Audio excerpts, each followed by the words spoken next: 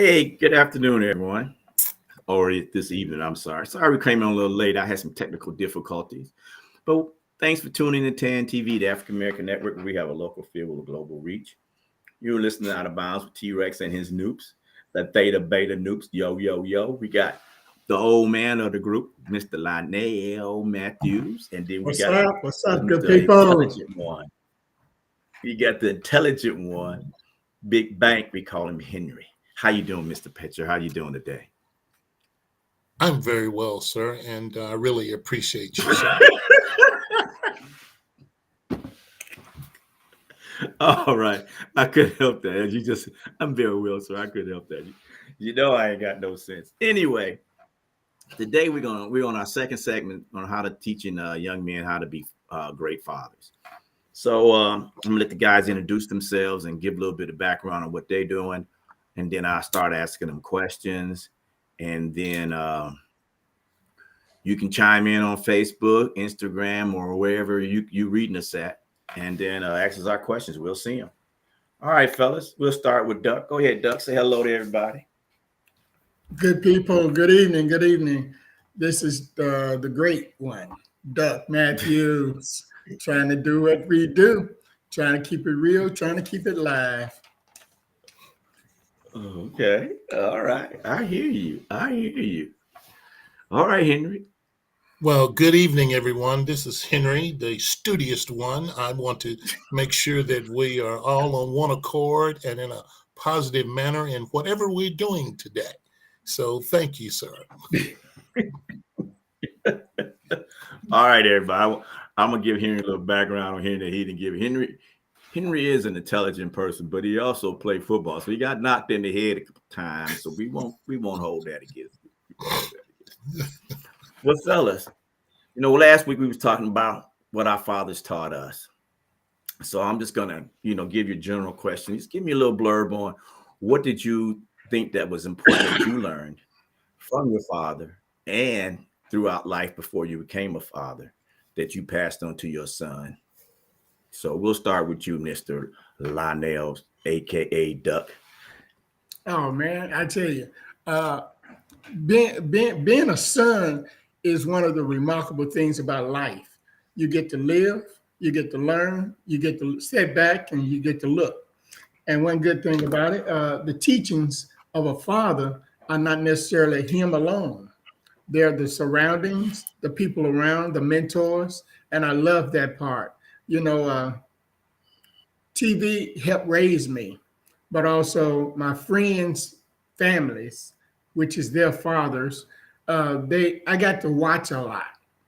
So one good thing about it, not only do we need to watch and listen, we need to be observant and also understanding, because whatever the lessons are, we're going to discuss a little bit about those in a minute.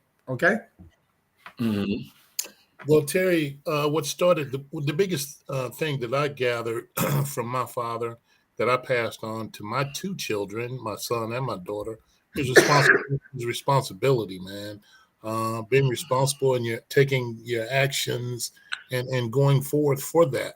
Just being responsible, man. Like Doug said, we're going to get into some stories here a little while later, but responsibility was my biggest avenue that took up than my dad, because he'd always say, hey man, it ain't fun, life ain't fun, life ain't hard.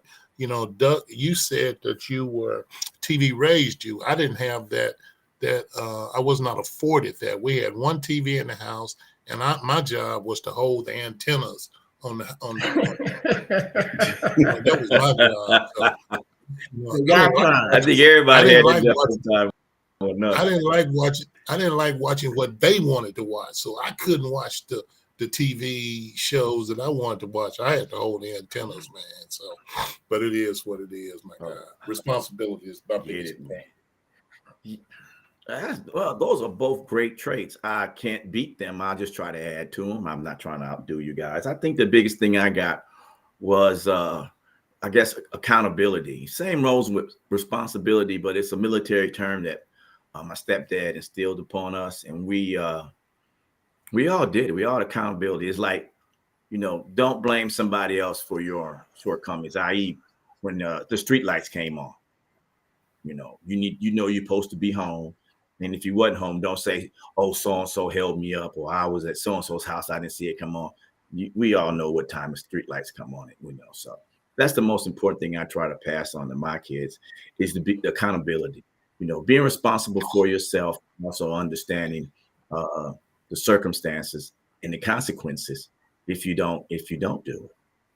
So now when you were training, I don't want to say training, when you was teaching your sons how to become a father, did you start at a younger age, or did you start? I guess I started around 11 with my son, trying to get him to understand one day he's going to be the man of the house. What did y'all think? What did y'all start with, and what did you actually tell your son? And then what happened? What happened to make you tell him again? Because I know you didn't get it right the first time. No, not at all, man, not at all. It was so funny, and I probably started late with Henry, man. So I do know one time he said, "Dad, I need to go to the store. I said, "What do you need?" He said, "Take me to Super D. I need to pick up some stuff." So I took him to Super D, and he walking up and down the aisles, looking all around. And so he picks up this box of condoms. And I said, "Okay, dude, so we need to have a talk about the birds and the bees here." He said, "No, we don't need to talk about the birds and the bees. I need to get home pretty quick."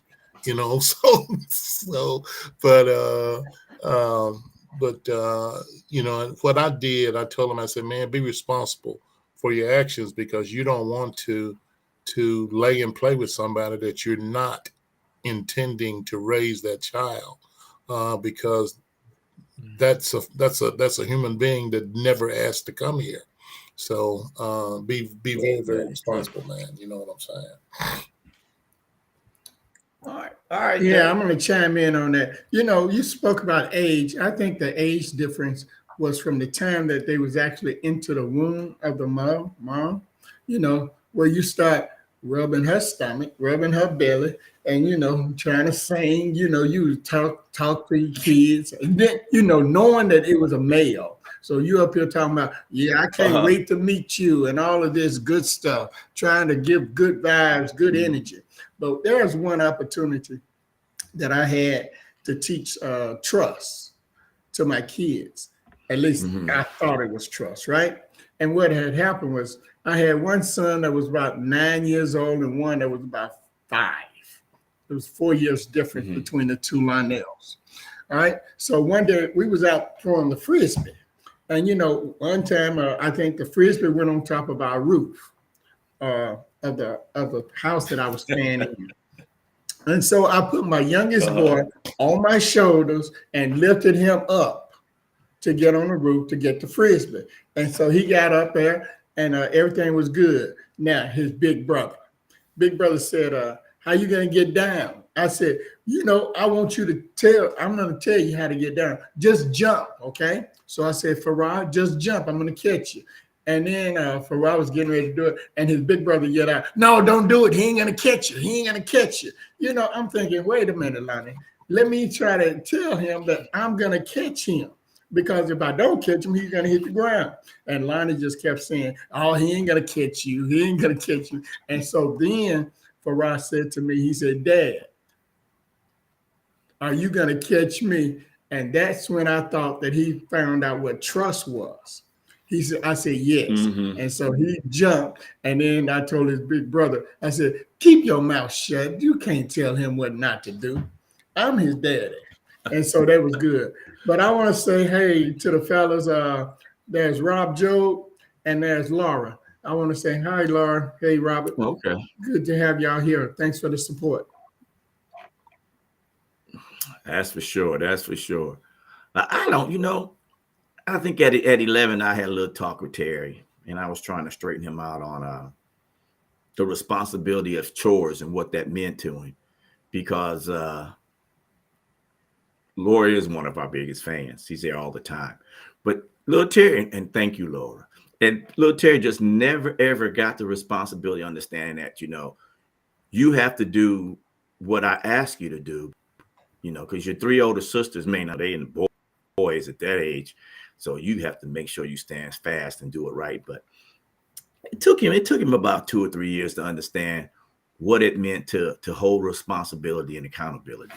And I think the biggest thing was, so, but on to that, that's just what we're going to talk to every now and then. I just want to get something that's going to make the people fast. And Rob threw up the yo. What's up, Rob? Yo, yo, yo. Robert. I don't know if they call him Rob. Yo, yo, yo. But I want to know. I want y'all to tell me, because this is what we need to understand. When you was trying to, when we was trying to help our kids, our sons come before fathers, to become fathers, what kind of sex talk did y'all have with the boys? All right. Let's go to the professor of the group, because I know he got a Wikipedia in his brain. No. So I'm gonna have to bow down the duck on this one, because he's too hilarious right now. He's too hilarious right now. Yeah, because I used to think about you listen and learn. Now, one thing, some things you didn't teach your kids. They just, they listen and they learn. So I know that they understood when the doors are in the rooms are shut, don't start thinking about you coming in. You might get a surprise. It may become something that now we got to talk about this sex thing. But one thing I can tell you about sex, my kids, they found out through their loving of their peers. Their friends talked more about sex than we had to talk more about sex. I think they had more discussions than we had to have. So the time came for me. I didn't have to really tell them about sex, because they had some connections, friendships, fellowships. And then there was the opposite sex. So they knew how the sex was going to be. But my oldest son, he became what you call, he read a lot, and he became into poetry and poems. I don't know where he got it from, because he saw some of my T-shirts, and I had the Great Gatsby on the back. I had the Great Gatsby, so I told him about the Great Gatsby, and the stories there. But he came up with his own avenues and ways to try to finesse and coerce and develop the love for the women. And my youngest son, he ended up having a Valentine's Day. Those are the days and important times where they found out they had instruments. They always tried to outdo one another. So, it was something that their peers helped them, but we didn't have to discuss it. We just had to approve it. So before we go to Henry, I got to ask you a question. I'm gonna get a station break a little early than that, because this question I want to make sure you answer right away. So welcome, thanks for tuning in TAN TV, the African American Network. We have a local feel with a global reach. You're listening to the T-Rex and the Nukes. Hey, you gotta stand by for this one from Lonnell. So we all know each other from our college days, and we just gonna let that go. So we know how we were. So my question to you, Lonnell, did you have the talk about prophylactics when you was talking to your son? Because that's part of becoming a man. I really don't think I did. I didn't want to call it what we called it back in.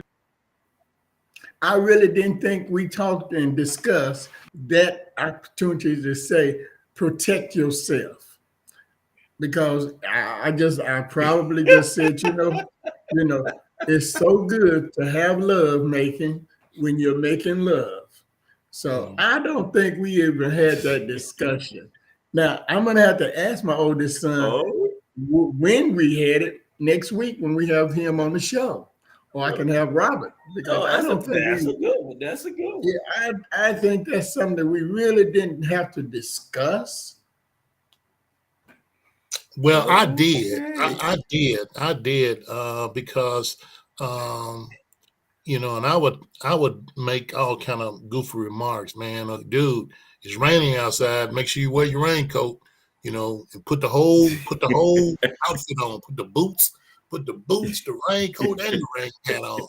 Every time I said it, he said, what are you talking about? So, I had to make sure he understood that, man. And that's what I did, man. But because I said, you got to be careful. You don't, you're at a pivotal age right now.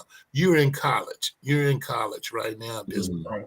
And you don't want anything to disturb that. You're playing football, you're running track and all of that. And it's so funny while he was in college, man. He never would call me. He never would call me. He would always text. So when I get a call, I know that he needs something, money. Okay. So he'd always say, hey, Dad, man, how's everything going? I said, I'm good. How you doing? I'm a little short. Dude, you 6'3". How you short, bro? So well, I'm a little short on some funds. I said, okay, what you need? Well, whatever you can send me. Okay, I got $10. Okay, send me $10. I sent him $100 or 200 or something like that. And I just, asked him the other day about that. And I said, man, how did you make it? He said, man, that's the college experience. Eating ramen noodles, eating Vienna sausages and all of that. That's a part of college life, man. And that was just too cool to do, so, but yeah, that was his part, man. Yeah. All right. Well, Lonnell, I think Robert was talking to you when he said, "Hey, he talked about us then and them in high school, but tell him how to protect ourselves. I just want to let you know that." And Laura said she can't wait to listen to this one. But I hollered at little Terry, and I got to give little Terry a lot of credit. Well, he's big. He's taller than me now. When I think I froze. When I was having that talk with him, I got 8 grandkids and 3 daughters, and Terry ain't got no kids. So I think Terry got the note. He got the hook on what's going on. But we sat down one day, and I was just chit chatting with him, and I was like, because my mom didn't hold water, man. She came out to visit. I think Terry was 9 or 10 when she told him this story about when my dad was stationed in Germany. She grabbed my wallet because she's always nosy, and she told more than that, but I don't know if I share that in a minute. And she saw I had a prophylactic in my wallet, and she freaked out, and she was telling my stepdad Sam, he got this, he got that. He said, at least the boy got protection. So fast forward, she goes to tell Terry this story, and then I'm sitting there, and I'm like, I don't even think Terry really paid that much attention, but she told him anyway.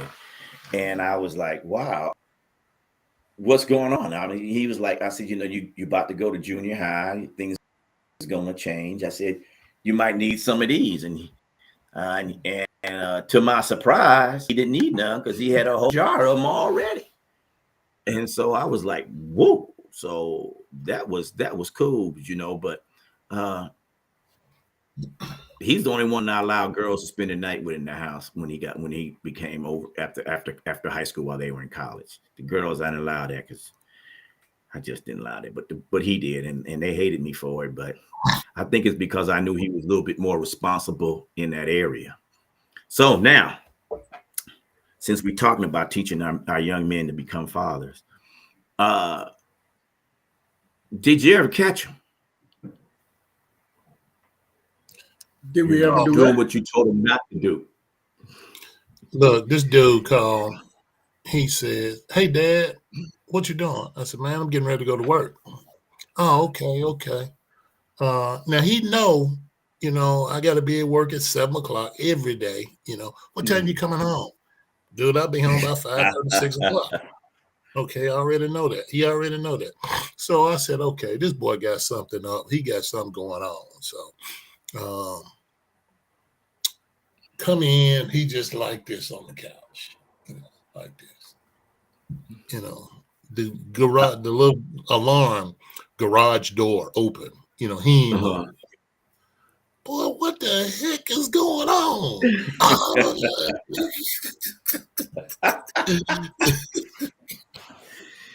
You better be glad. You better be glad your mama didn't catch you. Oh, for sure, for sure, Yeah, for sure, yeah, for sure. yeah, yeah. Yeah, the Pooh said she would have died. You would have died. You would have died. That's a good one. What about you, Lonnell? I know you didn't catch him. Well, we didn't have to actually catch them because they would tell on each other. One good thing about it, my sons, I remember that I listened to the story of my youngest son telling my oldest son, he kept giving hints. He would give hints about, hey, uncle, and he, my oldest son, why does he keep calling me uncle? I'm not an uncle. And that was his way of convincing him or letting him know that he didn't get this girl pregnant, you know? And that's my granddaughter today. But that was one of the funniest stories. And I'm going to, again, he can tell the story better than I can tell the story because it was so amazing how he discovered that he became an uncle through Oh, just that a is true. That conversation, is true. through the That is disguise. true. But again, the friends that they hung around, and it seems like it was two groups of friends. I had one son that's 4 years difference than the other. So there was always two groups of friends that always was Mhm. connecting to each other. And those fellas are still friends today with this household. So, my backyard has always been what you call the receptive place for them to come because I want them to be here and let the kids come around us rather than they go out there in the streets. And that's one of the good things I told them about being a father. At least what I know, I can handle. What I don't know, I can't handle. So it's fun to understand when they start smoking weed, doing some things that they shouldn't be doing. That was some of the things that we ended up having conversations, but it was after the fact. I didn't have to catch them if the law caught them. I just had to bail them out. Yeah. So we had some of those bailout stories. Oh, all the time. Yeah. I think y'all bailed me out one time. I know Henry was there. Yes, sir. Yes, sir. Yes, Henry sir. talk about it all the time. Yes, sir. But we'll get to that one another time, Henry. But I we had a little code going on. Like I said, I gave him a little more freedom than I gave the girls. And I might have been a male chauvinist at the time, but I actually said this, and I want everybody to know I'm honest. And I said this. I said, when the girls get pregnant, the baby come home with the girls. When your son get a girl pregnant, the baby go to somebody else. So I think Lonnell got in trouble, but yeah.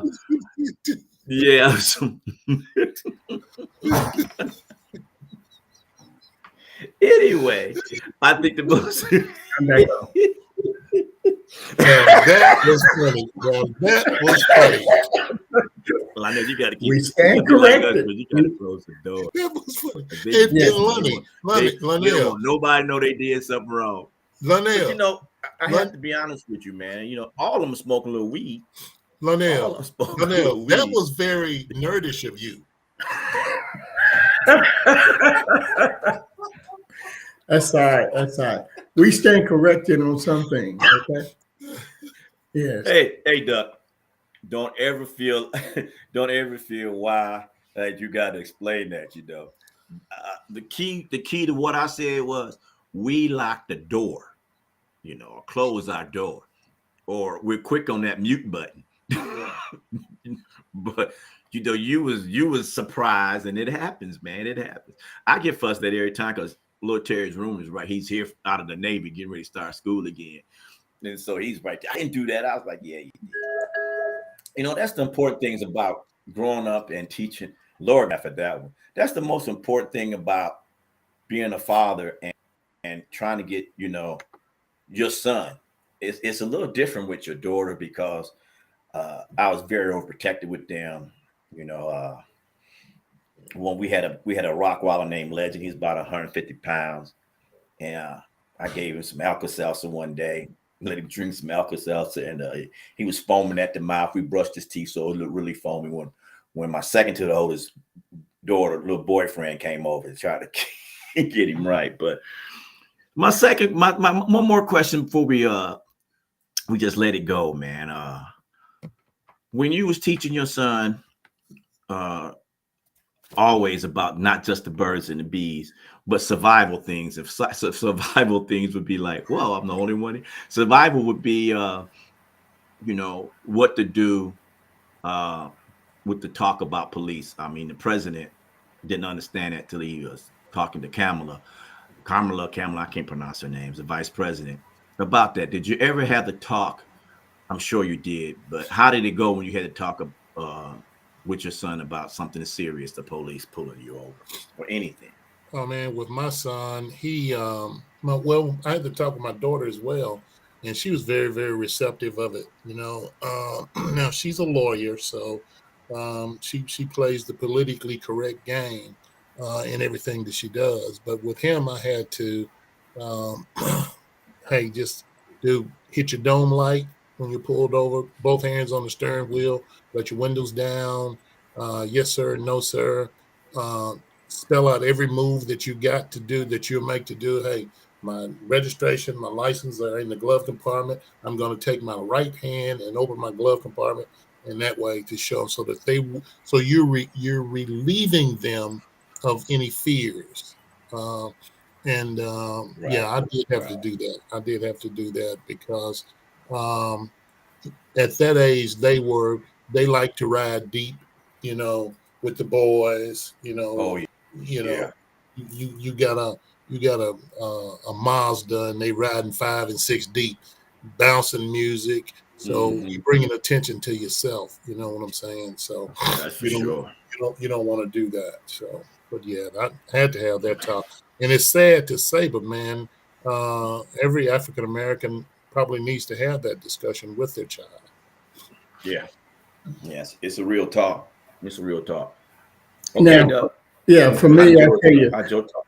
actually, the reality is, that kind of conversation was had when they was playing the sports in the sports world. Mm-hmm. So when they're around their friends, teammates, and whether it's baseball, football, and then later on, as they did their own thing in basketball and wrestling. Mm-hmm. So we always had this understanding that winning is not necessarily the only obstacle in life, but the competition is the greatest thing to do.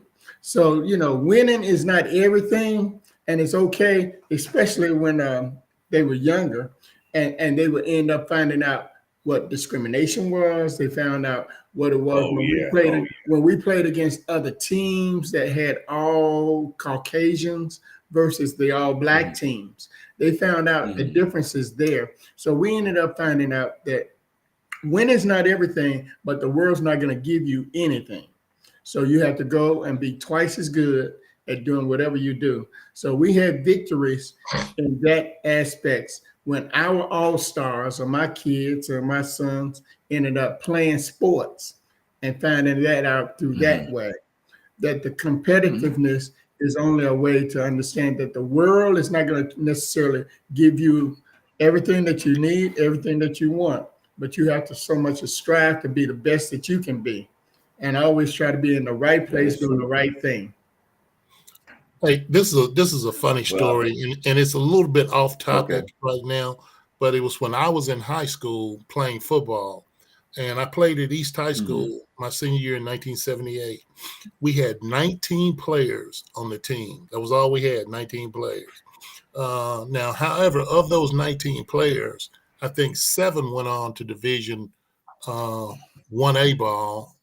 5 went on to like 1 AA ball, and then I think the rest of them went on to SWAC ball or whatever like that. So we had a heck of a team. So we played Christian Brothers, man. And Christian Brothers was a private school. We had 19 players. They get off the bus with this boom box saying, play that funky music, white boy, and like 30 guys then got off the bus, and they just keep rolling. 60 guys and got off the bus. The coach looked at us and said, they can only play 11 at a time, guys. They can only play 11 at a time. That's it. That's it. That's it. I had a talk with Terry about driving, and I didn't have much to say. I just told him I told him the same thing you said, Henry. If it's at the evening, cut the dome lights on. Put both hands on the steering wheel, turn it, and if you got somebody there, to have them to, be quiet, because most of the time, if you have a passenger in the car, they be hyping you up because they don't think they're going to get in trouble. And so I'm telling him this, he comes to me and tells me a story about he's my son. And they were riding, he was riding around one of his, and the police officer didn't even ask he wasn't driving, his friend was driving. And he came over and asked him, "You got ID?" He said, "I'm not driving." Yeah, that was the start of that one. So pretty much, you don't always have to tell them what to do. They'll learn out there. And after he heard that, and I think he got pulled over for a speed. I think he ran a stoplight or something, and he got pulled over. He was yes sir and no sir, so he was pretty good at that. Well, hey, thanks for tuning in to TAN TV, the African American Network, where we have a local feel with a global reach. You're listening to Out of Bounds with T-Rex and the Noops. And I just want to get something straight. We call Duck. That's his fraternity name. Henry is Big Pen. Big was a Big Bank. Big Bank. And Big I'm Bank. just my name is Rat. So, and we have Bible study, and 90% of the people doing Bible study, or even my line brother, still call me Rat till the day. So I met Duck in 79. I still call Duck. So even though I know his real name, I still call him Duck because that's how we grew up. So, so I just want to put that out to people that don't understand that, why they keep calling him Duck and so on, Henry and all that. But that's it. So I thought you, for a long time, man, I thought your name was Shotgun, so. Okay. All right, Henry, you want to go ahead and tell that story. Go ahead and tell it. Go ahead, we'll save it for another day. We'll save it for another day. You know what? I thought my name was Shotgun too until y'all got me out of lockup. Yeah. I tell you, that was an interesting thing. For hold on, let me get this out to her so she can see. We was on, I told my son about this too. We was on college and he was at the P, and thing going on. I had been squirrel hunting earlier. I was living in Clarksville, Tennessee at the time, and I ain't catch nothing, but I still had the shotgun. I had a black 280Z. 280Z. And yeah, and it was a little altercation up there. And at the time, as a young man, we had issues with other fraternities, and somebody told me to pull out the shotgun. I reached for the cane and got the shotgun. So when Popo came, I told him I had a license for I was hunting and all that. He said, "That's fine, but you're on federal property." And the Noops bailed me out of jail. And I left. Right. I left 2 months after that and joined the Navy. That lady wasn't joking. She wasn't joking when I went to court, boy. So I haven't had that rosy life where I just didn't get in trouble. When Lil Terry, whenever he did get in a little trouble, I was there for him because my pops was there for me, and rest in peace, Sam. You did a lot for me, man, and I'll never forget that. So, but that's the story. That's why Big Bank calls me Shotgun. But Bible study, they still call me, everywhere I go, they still call me Rat. So it's people always ask me why, but it's something else. Okay, what teachable lessons did you guys learn from your fathers? I learned one lesson from my dad, and from my stepdad, because he was the one there most of my coming up. So I learned the most important thing. If you're gonna do something wrong, do it by yourself. If you're gonna sneak into a girl's house, or you're gonna do it alone, because the only person can tell on you is you. So I learned that from that's the biggest thing that I learned from my dad, and I tried to pass it, but he didn't listen. So I'll let you guys go ahead and elaborate on what was your thing? Duck, if you don't mind me going in front of you, Duck. Go ahead. Go ahead. Okay. So my dad, teachable point of moment with him was, what you say is what you do. Your word is all you have. Your word is all you have. Your word, your bond. I don't hardly eat bananas now, today, because we went to this grocery store, little grocery store, and told my granddad, I said, man, I want a banana. He said, no, you can't have a banana because it will mess up your dinner. I said, okay. So me not knowing, they had this big mirror, in this store where the guy at the cash register could take a look over the produce area and see what's going on. He told my granddad, look at what Henry doing. I got the banana, peeling the banana, stuffing the banana in my mouth, eating it. And he says, Henry, come here. He said, what you doing?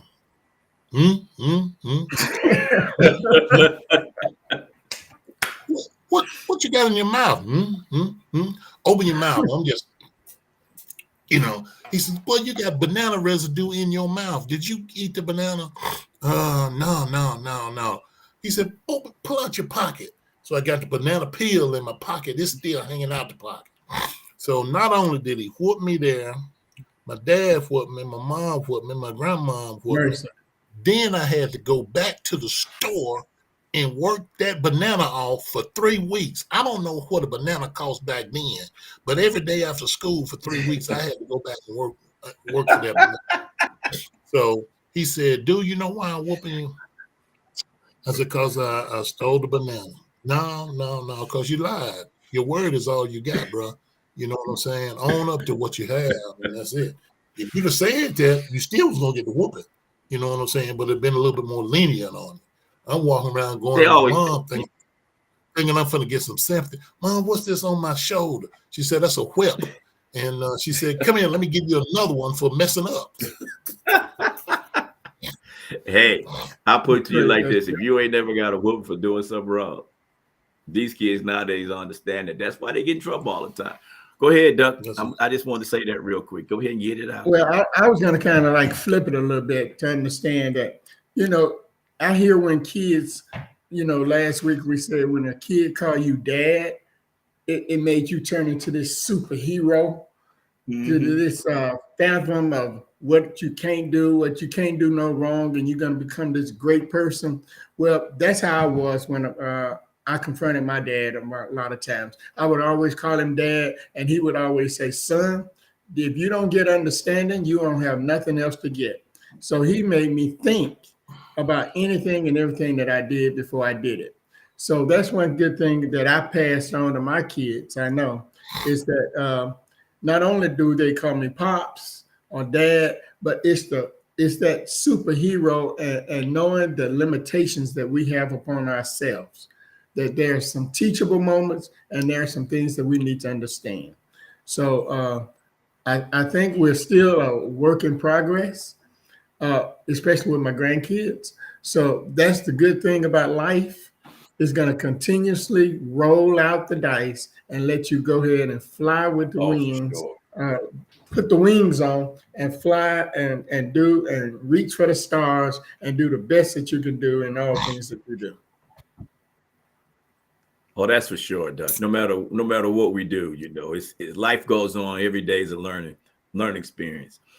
Did you ever have a catchphrase? My catchphrase was, don't do the same thing over and over again and thinking you're going to get different results. And my son used to always say, Dad, why don't you just tell us what the word is? I was like, I want you to figure the word out. I want you to figure the word out. And that's what the word is, And so eventually they got it. And I didn't argue with him. I didn't argue with him one bit. I was like, we all have to be accountable for our mistakes, unfortunately, and then when you turn 18, you ain't got dad and mom to back you up. You're a grown man in the eyes of the law, in the eyes of everybody else out there. So when you sit there and talking about, I don't understand and all that, you have to, and that's when life gets serious. But the funniest thing about being a father and having a son was, like I said last time we was talking about this basketball thing and football. And my neighbors, I was on a submarine. I had a poopy suit. That's what we used to wear as coveralls. And I'll make it quick because we almost done. And then I stuffed it up with newspaper and leaves and made him learn how to tackle it after I tied it to a tree and made him have to hit it really hard. And so he was crying. But when he got in the football game, he knocked people down. That's all that mattered. Okay, I'm going to shut that one down. All right, fellas. We're going to close out here in a minute. You got anything you want to say before we close out? No, I think we said it all, my man. I'm just looking forward to a great Father's Day show that's coming up, man, and looking forward to my two children being on the show, and they'll be able to have some stories for you guys, man. But like I said, man, Dad instilled values. Mom and Dad instilled values that I wanted to pass on, that I felt that I was fortunate enough to pass on to my two children. And I look at them now, man, and July the 1st, my son is getting married in Atlanta, Georgia, man. And so he's taking the next step of marriage, and fatherhood will be on down the line. So doing very well for himself, man. I'm proud of my kids. Their mom was an intricate part in who they are. And I thank God for her as well, as, as being my rock. You know what I'm saying? So there we go. Peace out. All right, Henry, good. One good thing about the teachings, y'all touched it and did a wonderful job talking about the accountability, the responsibility to understand how to build a trust. But, there's always that love. Men need to always understand they have friends. They need to communicate, be able to tell somebody no, be able to tell somebody yes, and let your, as Henry said, let your word be your word, let your trust be your trust. True. And I love that about everything. So I want everybody to know that our kids, they might make a mistake, give them room to understand their own mistakes. And they'll grow from that. True. And so I listened to somebody the other day, and he was saying this about Nashville, because Nashville had 4 shootings last week. And it was very integral that the black men that was killing each other was being hurt because he had 2 sons. And it made me think about our responsibility as a community, as political leaders and mentorship. We need to have the conversation to understand that we have men and young black men out there that need to have our talk to where we can just be able to let them understand a mistake is only a mistake. Don't do it twice. Don't do it 3 times, because it's not fair. It's not trusted. That's it. So I love you guys. I appreciate it. All right, man. We love you too, brother. That's why I'm going to let you know. Well, that's it tonight, everybody. Thanks for tuning in to TAN TV, the African American Network. We have a local feel with global reach. You listen to the boys, and me and the Noops talk about, teaching our boys how to be men. I would hope that maybe next week we have a little more people than our normal. We have our regulars, so that we can get some real good questions that we can come out and answer. But other than that, hey, thanks for watching. Tune in next week on Sunday. We will actually have some of our children here. Thank you, Rob. Yo, yo, yo. And that's it. So with that being said, peace. Yo.